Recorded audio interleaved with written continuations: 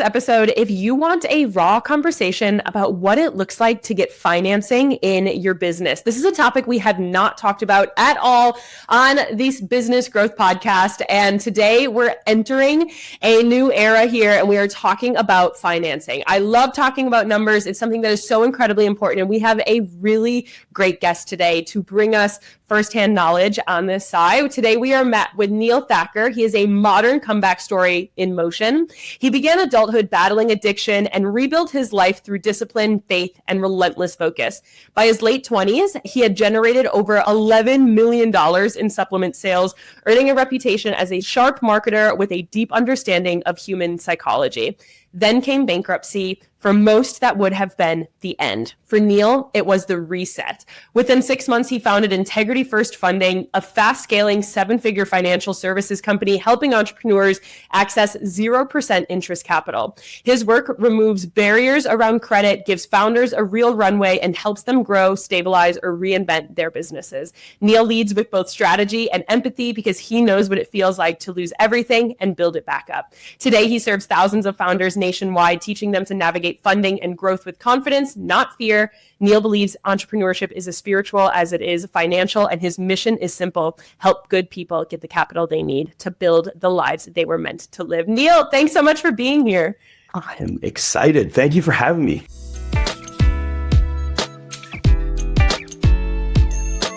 My first question for you is just give us an insight on your story. You went from supplement sales to bankruptcy. What does that look like? And what really happened to be the catalyst there? Yeah, for sure. So I was always an entrepreneur since college, right? So I worked at Johnson & Johnson for 6 months and I didn't like it. So I got into entrepreneurship right away. So the risk part of it was never something that I was necessarily afraid of. But I had never really gotten punched as hard as I got during bankruptcy. And that's when I realized, whoa, this game actually is really risky.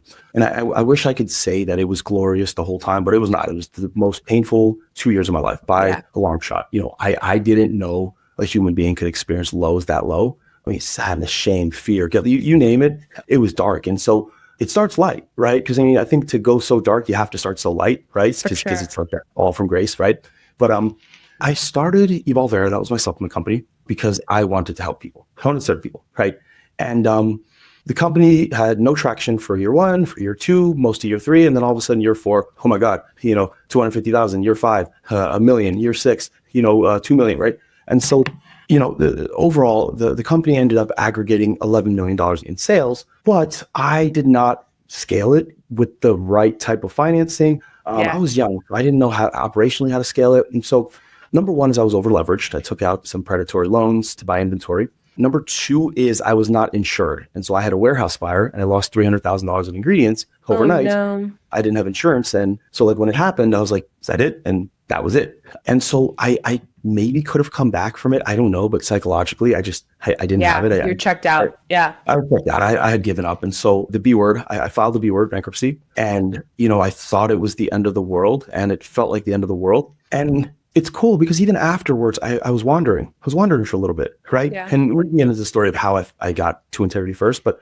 Integrity First kind of came along the path. And what's crazy is my original intention behind that company was just to redeem myself. It was just to kind of restore order in the kingdom and make money, right? And about 4 months ago, I was on a sales call with a client and he says, hey, Neal, you know that my dreams are in your hands. And even when I tell that story, I choke up a little bit because I was like, whoa, that's deep. And in that moment, I returned home. I was like, dude, what are you doing, man? This is not about money. This is about helping people. And so I think coming back to public service was the catalyst now for the company. But I mean, that was bankruptcy. It was painful. You fire a bunch of people and you lose everything. And it's not fun. Yeah, no, I bet. And I think that's a really good distinction that, when we're building a business, sometimes we can get lost in the money. And then when you're looking at it, especially in the service-based business, I get this a lot as well, is no, we are impacting people's lives. We are here from the service perspective. We're here in an element of let's help these people do what they want to do. And you have such a stake in that because money is a really big barrier for many business owners. It's what the catalyst can be to them being able to have the marketing budget that they need or the inventory that they need or whatever that looks like. I think a lot of people get very choked up about money. They want to bootstrap it. They're really nervous to take out debt. A lot of people see debt as danger in business. What is your perspective on that as somebody that now works in the business as well as has seen the dark sides of it? Yeah, for sure. Debt is a tool like anything else, right? Now, money is an amplifier. Money is energy, and it's an amplifier, right? And so if you are living a spiritually disciplined life, then money will very likely amplify that, right? Yeah. If you are living, a loose life where you're deviating and you're not adhering to certain principles, well, money will amplify that. And debt is just an amplifier of money because you're using other people's money, right? Yeah. And so it's really, really fascinating because I think because I built such a strong foundation, I was able to run for so long, but I was not living a good life. And this is why I went bankrupt, right? Like that's just the truth about it. There's no ifs, ands, or buts. On one hand, I realized how dark and bad debt was and could be. But then on the other hand, I realized, whoa, you have a responsibility and a mission and a duty to not just get people debt, but help them create a transformation within themselves, right? So that they can use and leverage that in the best way possible. My mission is always to help people bridge the gap between who they are and who they wish to be. And using debt to grow their business is just one modality and one channel, right? And so I actually want to ask you, because I'm sure with a lot of like e-com people, they're using debt a lot. Yeah. I mean, it's a big step for people. They get the foundation set, and debt is just something to leverage. Like it is a door that opens up so many possibilities. It's just like if somebody handed you a $50,000 check, some people are going to go spend it on a boat or like a fancy vacation. And some people can spend it on something that is going to do better for their business, their goals, themselves, or somebody else as well. And, debt is one of those things that when done right, you actually can use it as that like hockey stick moment to totally explode your business if you're leveraging it in the right places, as well as you have the foundation set up, to really build the community, or, that you have the community or the brand already set up in a really great product. That debt is what allows you to get different distribution channels, get different marketing, all of those other pieces too. Absolutely. I think that the coolest thing about debt is that you don't have to give away equity, right? Yeah. You don't have to give the equity of your company. And when you know that something is working, right? Like, why give away equity, right? Like that is your part, that's your energy, that's your creation. And I think that a lot of people in the coaching consulting space, they're definitely like anti-debt for sure. I don't know why, but it's just a tool, right? It's just a tool. Yeah. And especially if you don't have it, like it's something that is needed. Like a lot of times I have people come to me like, hey, how do I know when it's time to go get financing? How do I know when it's time to go try to find debt or, try to find an investor, something like that? And it's when money is your biggest barrier to everything you're trying to do, that you are kind of like in a checkmate that, okay, I can't go there because I can't pay for this. I can't go there because I can't pay for that. You can't actually get your objectives done. Then we have to kind of look into next steps of where can we acquire more money in order to do that. Absolutely. Yeah. And it's one of those like weird positions in business that oftentimes people, the first time they find themselves there, they didn't even know how they got there. But they're like, wait a second, like my business is doing so good that I am growing, but it's not doing good enough where I have enough capital to get to the next one. Right. And so that's like that perfect inflection point where you ought to take debt. But this is also where you have to be careful with what kind of debt you take. This is what I wanted to talk to you about. How do you know when something is good debt? What kind of debt people can take? What does that look like in your world? For sure. And so like, I think the first thing that people look at is interest rate before they look at anything else. And I like to look at payback terms, right? And I also like to look at my own business model, right?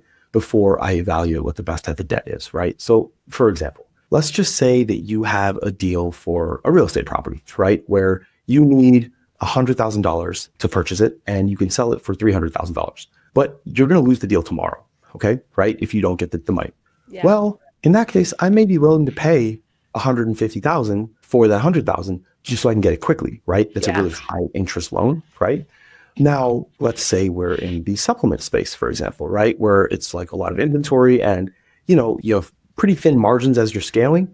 Well, in that case, you want to take some lower interest, longer terms, and it may take a little bit longer to get it, but the terms are a bit more favorable. So it all comes down to like, what is your objective? What is your business model? And then from there, you can discern what the best type of debt is, right? Yeah.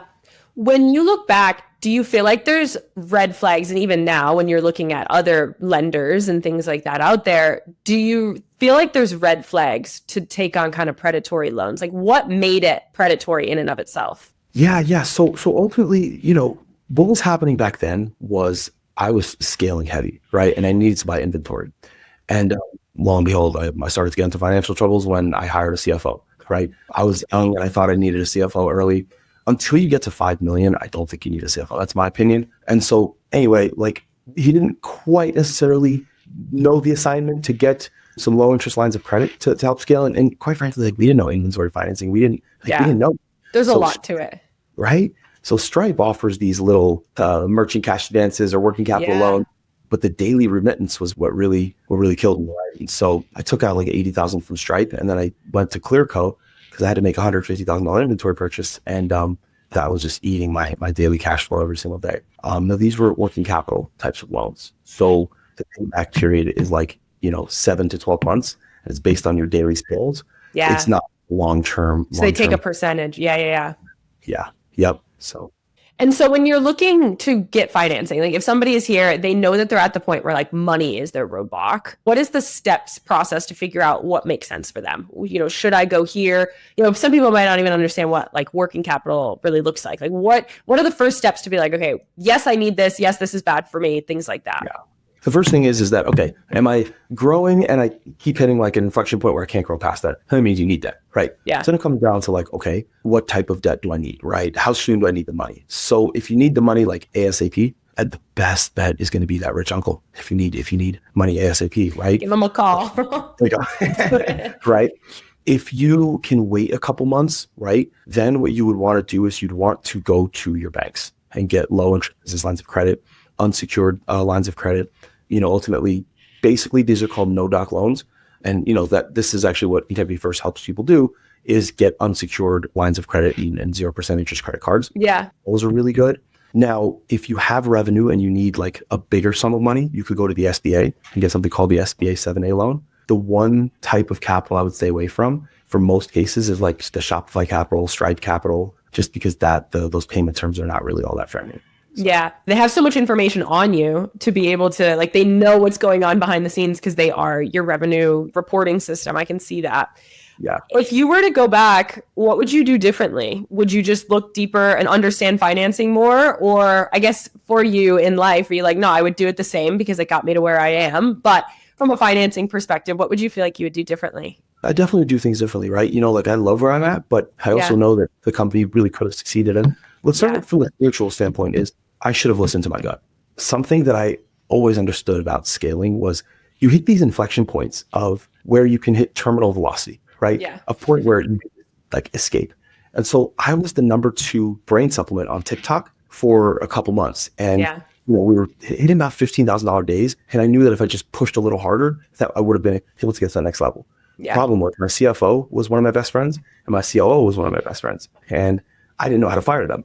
Right. And so I was kind of left in this conundrum because back then I couldn't do that. And I wanted to give that Neal a hug, because he was really doing his best, but we just couldn't get our supply chain in order. We couldn't get the right type of financing. And so looking back now, what would I have done? I would have taken the numbers. I would have went to Chase Bank. I would have filled out the applications the way I knew how to and gotten some lines of credit through the banks. Yeah. Okay. So I feel like some people might think about zero interest capital. Sounds almost like too good to be true for some people. They're like, what does that really look like? So what do you guys really fully do in order to give these business owners this level of capital? Yeah. So we have about 100 different lenders, a little less than 100 lenders that we have relationships with, right? And what we do is we basically make someone look as lendable as possible, right? And so the banking system, the small business lending system is based on underwriting, right? And so they look at your personal credit report to see, okay, is this person someone that we could lend money out to? Because at the end of the day, the banks make money by lending money, right? Yeah. However, especially in 2025, the underwriting criteria has gotten quite strict and quite stringent and just very specific.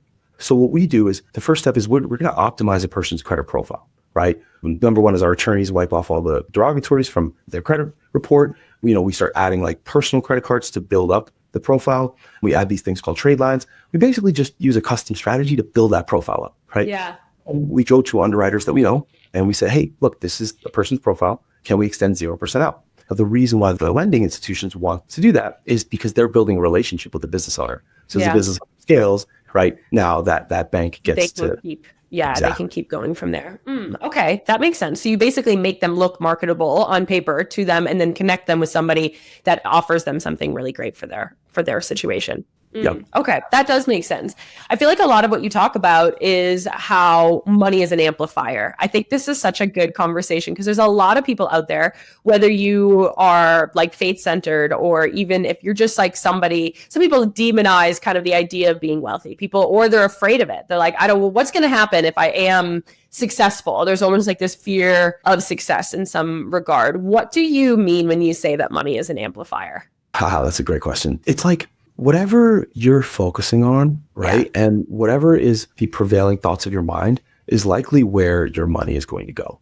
If lust is taking over your mind, well, then that's where your money's going to go, right? If connectedness is what's on your mind, then you're going to spend money on connecting with friends, right? Yeah. If love is on your mind, then you're going to spend it in whatever love represents, right? For me personally, like I've observed like fitness and wellness and being constructive, right? So like on the personal side of things, like I don't really spend that much money. But when it comes to my business, I just freely spend, right? And I think it's because it amplifies that side of me of building and constructing and like, so it's like wherever your thoughts and your dispositions are is where the money's going to go. Yeah, I think this is such a good conversation because there's so many people that we all have met somebody that is uber wealthy and they use it for bad. They don't have the morals there, the values there to actually use that money for good. But I've also met so many people that are wealthy, they make a lot of money and they use it for, whatever, whether it's giving back or spoiling their family or whatever is truly present in you right now. If you add more money onto it, it's only going to allow for you to push more of that out into the world because money is like energy. At a certain point, you can, what you do with it allows like the momentum to keep on building, whether that is in your personal life, your professional life. So if you're pouring that money back into your business and your business is also helping so many other people. So you're using the money you're making to also just be of service to more people. Whereas some people might use it for themselves to go and buy a yacht. Other people are going to use it to pour back in. I think that's such a good conversation to have. Absolutely. Yeah. So lately, right, is I've been really on this, and it's more of an energetic thing because, the volume of it isn't quite super, super high, but I have been in a place where I want to give more money away for the right reasons that I ever wanted to, right? Like I employ, for example, in the Philippines, right? I gave her money to buy a book and she read the book and I don't know why I felt so good about that. I felt so good. And I realized it's like, the more you give, the more you are going to acquire, right? And it's like one of those like energetic things where when you give it, it's going to come back to you because you're just like amplified. It's like good karma almost, right? And the less you talk about it too, the better off it is too, which is, I kind of shared it, but it's like money could be such a wonderful thing if your heart is in the right place. What has your relationship with money been and how has it changed over time? Oh, yeah. I started my business very young. I started running a business at like 14 and then I ran my family's business at like 17, 18 and I wasn't making any money. Like I was not there. I was making like $7.25 at my family's business, just there for pure passion. And I started this business and very quickly I started making very good money. Very quickly, I started making more money than my circle around me. And, I was in college. I just had gotten out of college and many of my friends were kind of struggling to, everybody's just out of college. They're just trying to like get by and my business was thriving and flourishing. And it was a tough road for me of just understanding that people kind of can demonize other successful people when they're not successful as well. And so, I've lost friends over how much money I make for sure, like without a doubt, because they didn't understand it or they said like, what does somebody need with, this success? Like, why is that part of your mission? But for me, I'm the same way. I don't pay myself much in my business. It either goes back to my business or it goes back to other things within. And like it's Christmas season as we're, recording this. And I love spoiling the people around me. I love giving back to people. I want to do all of these different things that for me, my relationship with money is I love this, that it's an amplifier, but it really is the things that are already inside you. It's only going to make better and it's only going to allow for you to do more of it. So like, if I was broke, I would still want to give money to people. Like I would still want to give back, but maybe I would be volunteering and doing other things that I can do.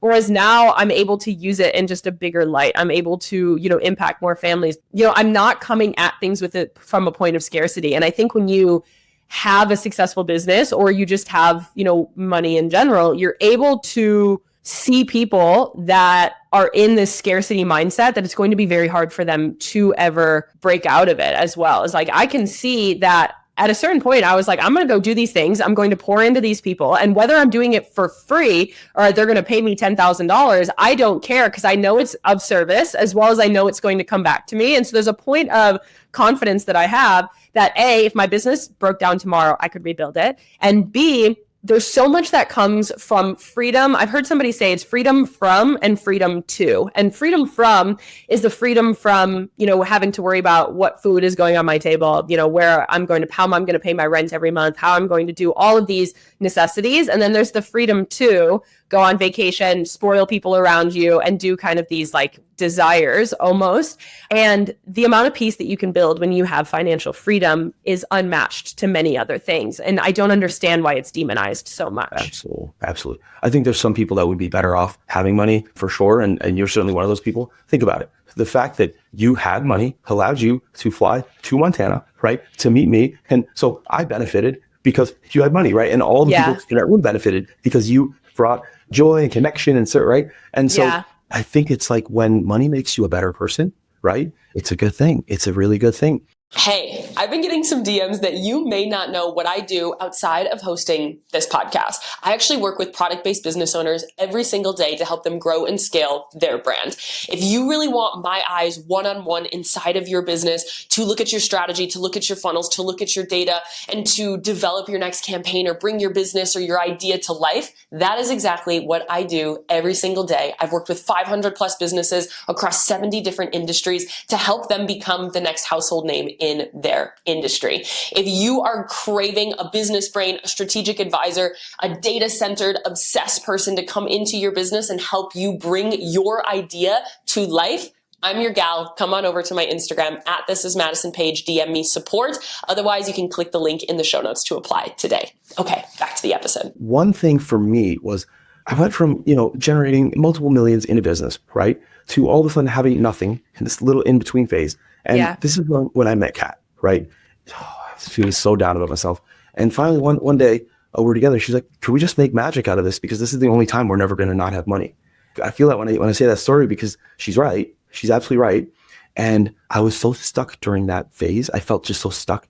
And my stuckness was gone in that moment because I realized that I just didn't care about it. It's about connection. It's about service. And when that frequency came back to me, I was like, oh, I just got to help a bunch of people. And lo and behold, it's starting to come. So, well, and that like grind time in the beginning of business is actually kind of fun. When you're in a phase that you've built a business and you've run a business for 6 to 7 years, it can almost feel a little bit more monotonous than it is when you're like, okay, the building phase actually does get to be kind of fun, especially when you know that you can do it again. And then I think like, you can use it as a trampoline. And I love that you did that because many people would take your story. And if they did that, they'd be like, all right, that was my thing. I'm going to go get a 9 to 5 and it's going to be fine. I got so many skills from it, but that's fine. But you used it as a launch pad to not only restart your own life and your own business, but also to fix the problem that caused that downturn in your life to begin with.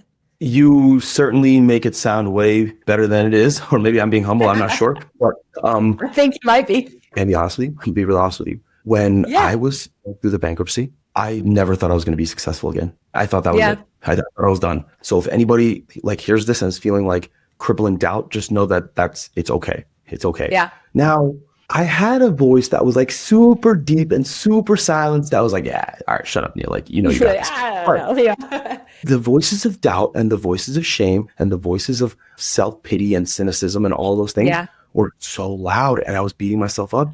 And frankly, so only God could save me, because just the shift in my mentality and my disposition was so supernatural.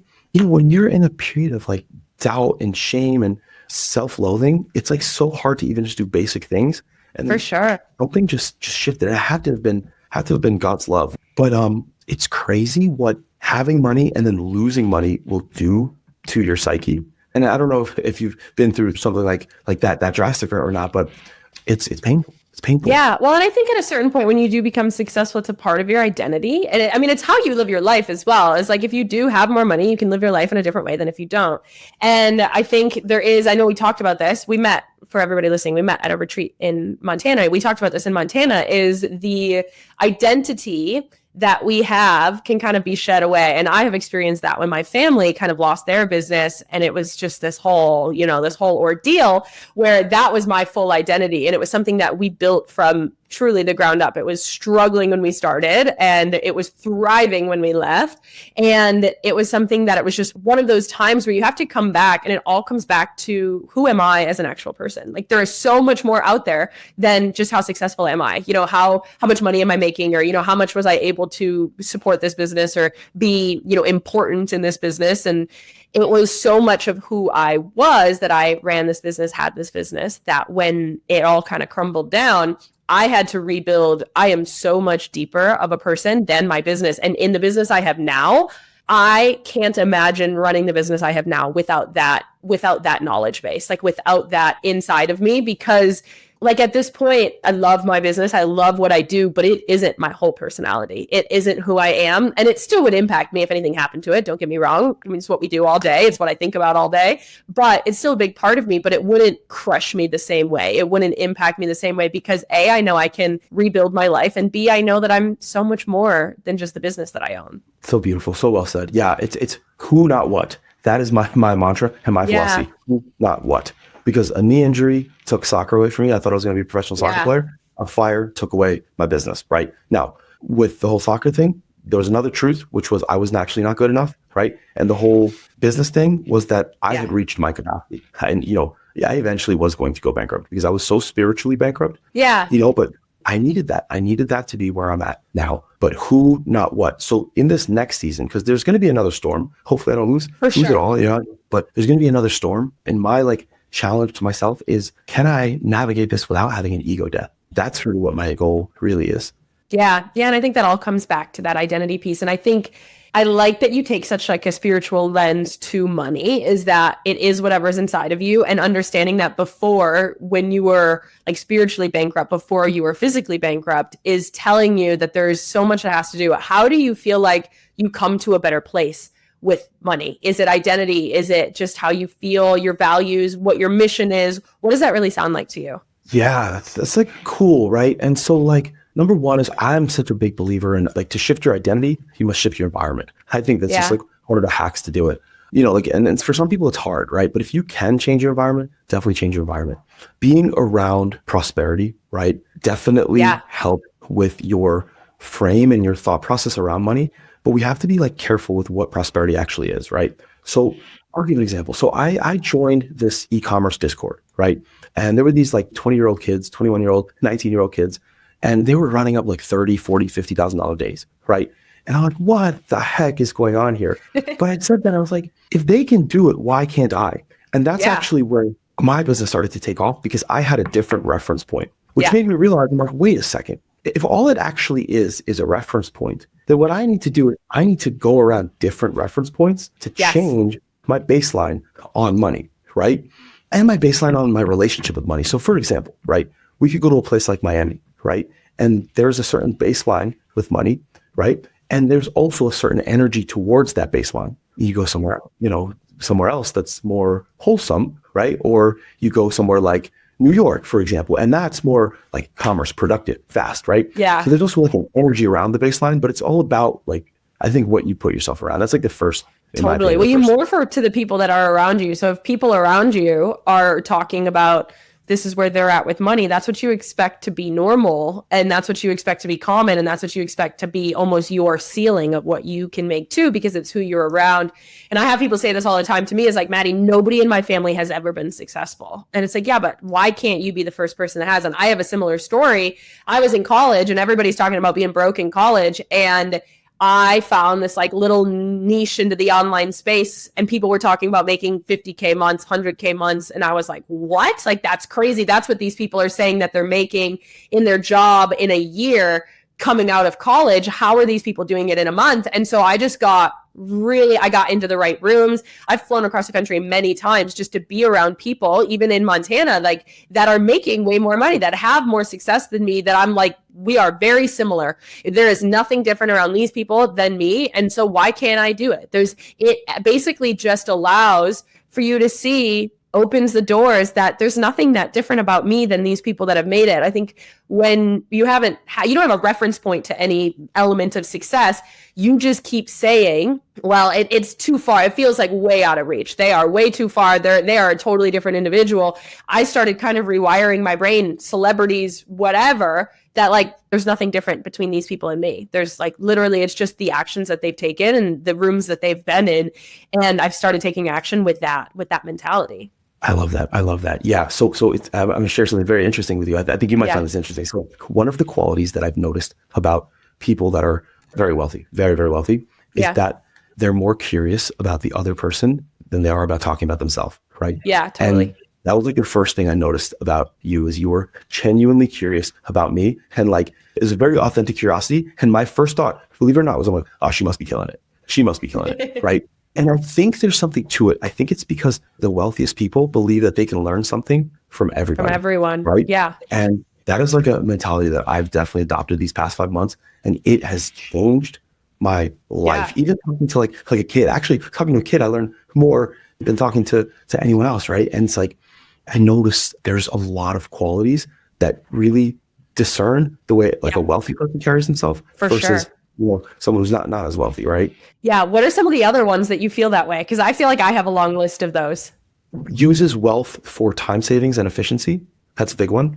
Has an endless budget for health. Has an endless budget for health and wellness. I think is not afraid to give it away when they feel that they have conviction behind the purpose, right? And the other one, big one, is talks more about vision, ideas, and execution than they do about the actual money itself. Yeah, I can see that for sure. I feel like a big one that I have noticed is people that can take the feeling out of the outcome. Is they're just executing, and like if it works or not. Like for me, if somebody says no on a sales call, I don't care. I just take it as, okay, what could I have done better? It's not the rejection. I don't take anything personally. I don't take the emotion. Of course, sometimes if it's a really big client, I'm like, dang, that kind of sucks. But I also can go back and say, okay, what could I have changed? What could I have made this way, that way, this other thing? And even my clients, the ones that go into a launch or go into Black Friday and they say, I know that I've done everything to the extent that I did.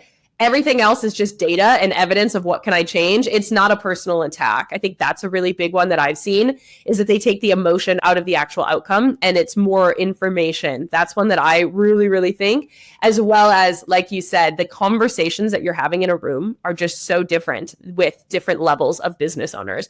And that's why I think it's so important to be in rooms with people that have already achieved what you are looking to achieve, because you get to be surrounded by that level of conversation. Absolutely, right. And it's like you feel that, right? There's a level of thinking, the way that they move, there's certain generosity, certain mannerisms. It's cool. So let me ask you this, right? Is at like each level of wealth that you attained, right? Yeah. Have you felt a discernible change in like your nervous system and then like in your body? Gosh. Yes, 100%. And this is where I talk about money as something that actually just helps you feel more solid and baseline. I am somebody that we've talked about this. I've had 12 thoughts at once. I am like all day long, I could like, and if I can't even imagine, I am somebody that at the end of the day, the days that I feel most grateful are the days that my car breaks down and I can take it and not worry about the $800 payment that I'm going to have to do there. The days that I go and I'm going to host Thanksgiving dinner and it's $500 worth of groceries and my friends all can come over and I can have a great time. And I don't have to be like, oh my gosh, this is going to really impact my tomorrow and my next month of how I'm going to be able to live. Those are the days that I am most grateful about the business that I have. Just the pure nervous system feeling that pretty much no matter what happens in life, I'm covered. Like I have something, it's not going to come from a place of scarcity. And like the last worry that I have is how am I going to be able to afford that happening? Of course, there's anomalies, who knows? But there's some of those pieces that it just allows you to rest easier. It allows you as a business owner, you can make better decisions. I can make better decisions because there's not really, of course, there's things on my plate that I can't afford, but there are many things that I can play with this. I can test with this. But I also, in my personal life, I know that if something breaks, I can fix it. If my laptop crashes tomorrow, I can go and I can buy a new one. There's nothing that is, on the day-to-day, if we're looking at the Maslow's hierarchy of needs, that could be taken from me because of the success that I've built. That's so beautiful. I'm so happy for you. Not just that it exists, but also that you have the capacity to make it exist at any point ever in your life. And that's such an empowering and emboldening feeling, right? Yeah. And so I'm in an interesting spot too, because this is like a kind of a divine message to me, is where it's like, okay, well, now you want to get to that next level of wealth where you have massive influence, right? Yeah. And for me to get there, my instruction is you must have the courage to tell your story in a way that amplifies me being God, right? Or glorifies me being God, right? And so I have not had the courage necessarily to speak my story, my truth. So I appreciate the opportunity to do that. And I think that once I'm able to do that with courage, authenticity, and fully coming from like a good place, when I think I'll be given the resources to then have that influence, right? And 100%. It's really cool because that's what I want. That's what I want, is I want to use money to help people make more money in the right way. For sure. That's my mission, is like, I want to help everybody that wants to work in business be able to be as successful as they want to be for whatever reason. But knowing that the people that are naturally gravitated towards me are going to have a value, mission-driven, centered approach to things, just because it's what I teach, it's who I am, and it's what I tell you is necessary for business. What do you feel like is holding you back from being able to go out there and like share this story, the spiritual side, as well as like your story relentlessly? I think that the people closest to me should definitely support me. About 5 years ago, I had a girl that I was quite in love with who saw one of my pieces of content and said that it wasn't good. I'm pretty sensitive, so that made me really sad. So I didn't want to share content since. I've been actually pretty self-conscious since. Also, one of the things I find is because I'm such an ads guy, I like immediate feedback, right? And so making content is doesn't give you that immediate feedback. It's a long game. Yeah, totally. It's a long game, right? And I think for me, what probably has to happen is I just need to have fun doing it, right? 'Cause it is fun. It is fun. It is fun at a certain point. But I think that it's just going to come down to just being consistent with it. I really, really, in my heart, know that if I am able to be consistent, I'll be able to help some people. So let's do it. Let's do it. Neal, I love this conversation because we started with money and capital and debt, and we end with like the spiritual, the values, the mission, and they do go hand in hand so much. Neal, what would you like to leave our audience with? Where can people find you? Where can they find your business? And any kind of last words of wisdom that you have for them? Yeah, just keep going until you will eventually run out of unluck. That is my words of wisdom. You got this. You can find me at Neal, Neal.Thakkar, Thakkar. And on Instagram, if you want to talk about funding, spirituality, fitness, anything you want, just reach out to me. I'd love to talk to you. Yes. And your business is Integrity First Funding, correct? Integrity First Funding. That is correct. All right. And you guys can look that up. Neal, thank you so much for being here. This conversation has been lovely. Thank you so much. Yep. Yes. Thank you. Talk to you soon.